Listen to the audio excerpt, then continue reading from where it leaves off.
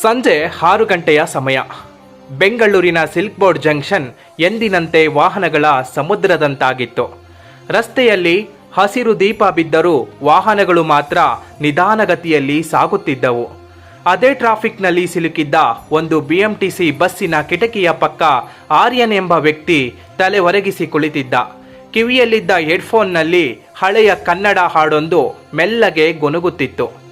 ಹೊರಗಿನ ಸಿಟಿಯ ಗದ್ದಲ ಅವನಿಗೆ ಕೇಳಿಸ್ತಾ ಇರಲಿಲ್ಲ. ಅವನ ಕಣ್ಣುಗಳು ಕಾಂಕ್ರೀಟ್ ಕಾಡಿನ ನಡುವೆ ಯಾವುದೋ ಒಂದು ಹಳೆಯ ಗುರುತನ್ನ ಹುಡುಕುತ್ತಿದ್ದವು. 2 ವರ್ಷಗಳ ಹಿಂದೆ ಇದೇ ನಗರಕ್ಕೆ ಆತ ಬಂದಾಗ ಕೈಯಲ್ಲಿ ಒಂದು ಸಣ್ಣ ಬ್ಯಾಗ್ ಮತ್ತು ಕಣ್ಣಲ್ಲಿ 1000 ಕನಸುಗಳನ್ನು ಹೊತ್ತು ಬಂದು ಇಂದು ಸತತ ಪರಿಶ್ರಮದ ನಂತರ ಒಂದು ದೊಡ್ಡ ಐಟಿ ಕಂಪನಿಯಲ್ಲಿ ಕೆಲಸ ಸಿಕ್ಕಿದೆ. ಕೈ ತುಂಬ ಸಂಬಳವಿದ್ರೂ ಆರ್ಯನ್ ಒಳಗಿದ್ದ ಆ ಹಳ್ಳಿಯ ಹುಡುಗ ಮಾತ್ರ ಇನ್ನೂ ಬದಲಾಗಿರಲಿಲ್ಲ.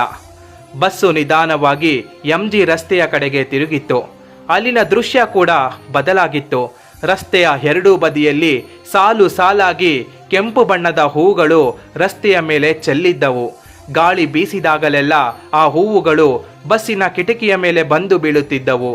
ಆ ಒಂದು ಮೂಲೆಯಲ್ಲಿ ಆಕಾಶ ಮುಟ್ಟುವ ಕಟ್ಟಡಗಳಿದ್ರೆ, ಇನ್ನೊಂದು ಮೂಲೆಯಲ್ಲಿ ಹಳ್ಳಿಯ ನೆನಪುಗಳನ್ನು ನೆನಪು ಮಾಡುವ ಹೂಗಳ ಮರಗಳಿದ್ದವು. ಬೆಂಗಳೂರು ಅಂದರೆ ಅದು ಕೇವಲ ಟ್ರಾಫಿಕ್ ಅಥವಾ ಸಾಫ್ಟ್ವೇರ್ ಕಂಪನಿಗಳ ನಗರವಲ್ಲ. ಇದು ಲಕ್ಷಾಂತರ ಜನರ ಹಸಿವು, ಕನಸು ಮತ್ತು ಕಣ್ಣೀರಿನ ಸಂಗಮ. ದಿನಾಲೂ ಮೆಜೆಸ್ಟಿಕ್ನಲ್ಲಿ ಬಸ್ ಇಳಿಯುವ ಪ್ರತಿ ಹೊಸ ಮುಖದಲ್ಲೂ ಒಂದು ಆಸೆ ಇರುತ್ತದೆ. ಆ ಆಸೆಯನ್ನ ಈ ನಗರ ಯಾವತ್ತೂ ನಿರಾಶೆಗೊಳಿಸುವುದಿಲ್ಲ. ದಾರಿ ತಪ್ಪಿದವನಿಗೆ ದಾರಿ ತೋರಿಸುತ್ತದೆ, ಸೋತವನಿಗೆ ಮಡಿಲು ನೀಡುತ್ತದೆ. ಬೆಂಗಳೂರು ಕೇವಲ ಒಂದು ಸ್ಥಳವಲ್ಲ, ಅದೊಂದು ಭಾವನೆ.